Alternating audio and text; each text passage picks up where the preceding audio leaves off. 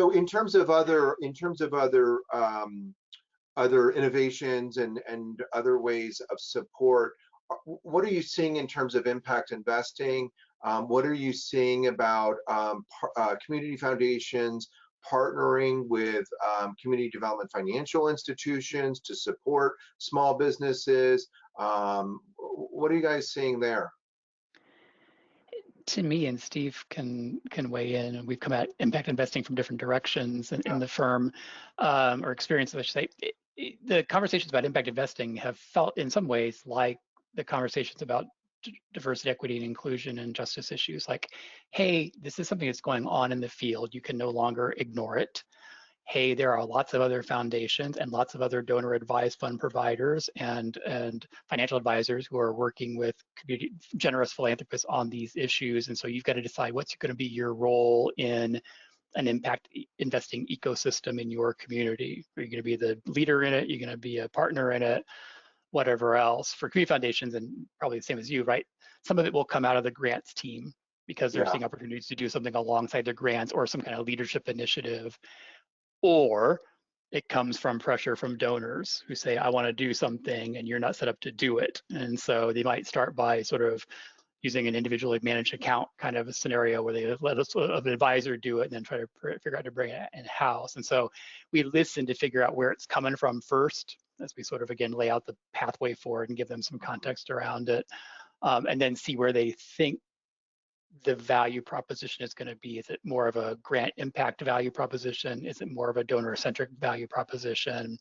And eventually, and this is where Steve can pitch in, it has to become a whole organization value proposition. Right. You can't monkey around with it on the side. I mean, you can do stuff with you guys. We'll come back to those partners later, but ultimately you've got to make an organizational decision because it drags in your finance team, your investment team, IT, all the rest of it. Yeah, IT. And so eventually you have to make it a whole thing. But where are you going to start the experiment and make it safe for yourselves? And we've seen it from both directions and a little bit of combination. yeah. And I've got a lot of thoughts on that, but I bet. love to hear your thoughts here, Steve. Well, no, I really don't have anything to add. I think the only thing is the amount, the number of folks, I think, particularly when you're talking about from the donor side, I think we're finally recognizing, like, if we don't provide this, they're going elsewhere. Yeah. Right? It's a plate defense at minimum, right? Right, exactly. Defense. Right. Yeah, so I think that's a big part of it now, to say this is, and we all know this. I mean, donors aren't necessarily concerned about whether they're doing good through a C3 or not anymore. That's more form over the function. They're looking for the function. They're looking for, this is what I want to accomplish. Can you help me do that? Okay, then no, then I'm going someplace else. And Right. so I think that's a big part. But as we know about our field, this field is pretty slow to move on some of these things, and has been slow. And you've got what are fairly, and I don't mean this politically, but fairly conservative boards. You look at investment policy statements, you look at a lot of those things, and they're like, I'm not sure we should be stepping into this, and how are we going to get to, all the questions, all the questions that start to come up about it. But I think it's important that, the folks like us and you are out there saying, no, look, it's okay.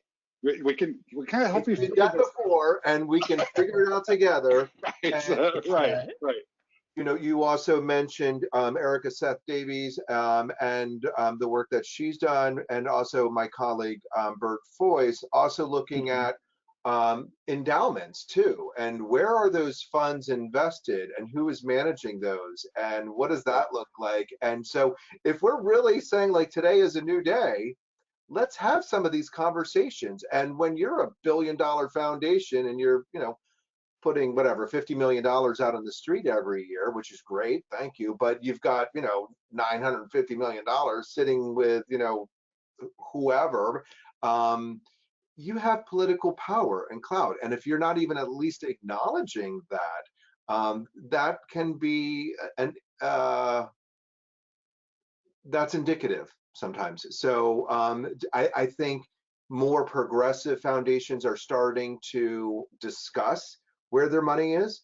I think, and also to recognize too, like, wow, you can have a DEI play within the money managers too. And like, let's talk about that. Let's have a fair field for folks and give folks a a chance. So it's an interesting time, not only on the program side, not only on the board side, but certainly in the finance department, the folks in the corner. Well, Mark, one of the things that I mean, as you're talking about this, is just, the challenge of integration of all of this stuff that we're talking about, right? Not necessarily doing it as a one-off, which community foundations love one-offs, like just love one-offs. But to be able to integrate this as a part of your overall strategy, as a part of like, this is who we are, this is where we're going, these are some of the tools that we have to be able to get there that we can use. That's a much more difficult thing, and that's, I think, one of the struggles we still see is how to figure out how to put all of that together, right? How do you get this so that it's all moving forward, and grants and finance and the donor side, they all understand what this is for, what we're trying to accomplish with it, how can we do it? And I think we're still a ways away from that. I mean, I think there's some foundations that are doing it better than others, but that's still a work in progress for sure. But it starts from the top, to me. Totally does. Totally Those conversations need to happen at the board level and the C-suite. And until they're at least open to conversations, usually they don't move forward.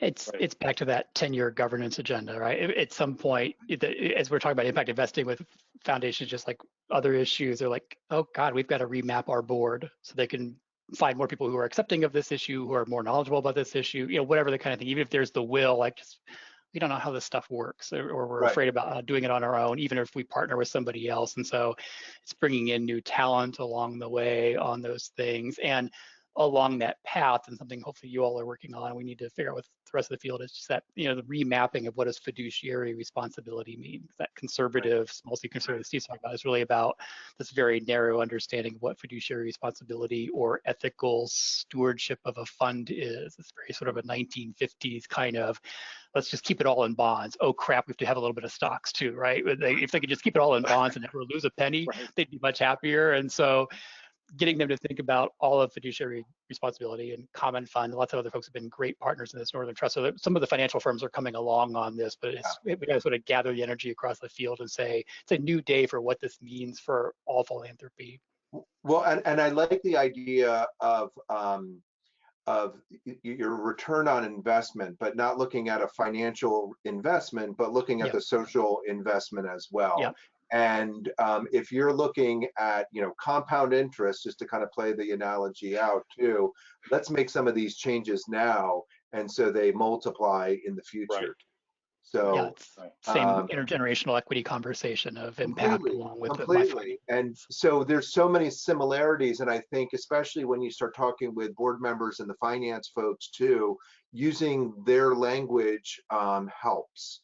And making sure that folks understand that they are part of this and they can be supportive in their own way of social justice, racial justice, community support, et cetera. And I think it's really powerful when folks, turn that on and say, wow, like I get it now. And we can support the community in another way.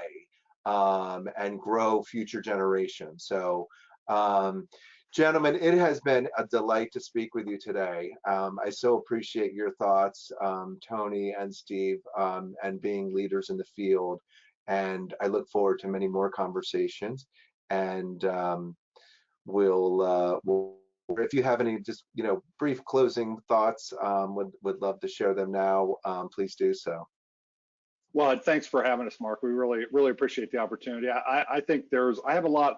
I hope it didn't sound too negative. I have a lot of hope, actually. There's a lot of great work that is. I think you're there's positive. a lot of great work. Yeah, there's a lot of great work that is going on, but there's still a lot to be, as you well know, there's a lot to be done, and there's in all of our communities. And it's one of the things I love about being in this space is to be able to go into so many different communities and see how they are putting it together in their community.